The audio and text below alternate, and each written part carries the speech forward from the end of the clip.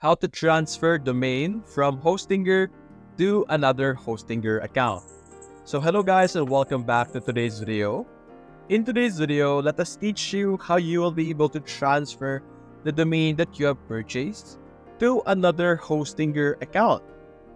So first things first, navigate and locate the domain that you want to transfer. In our case, we have kato.website. Simply click on Manage. Over here, you will be able to see all related information about your domain. Looking over here on the left side, you will be able to see three main options.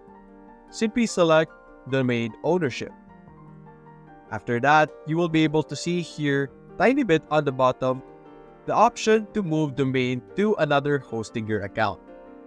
Now for me, I cannot do this yet because I need 4 days to pass before or after the domain registration before I could move it to another account. Since I have just purchased this domain, I cannot do that just yet. But for you guys, simply click on this button and you will be able to initiate the domain move.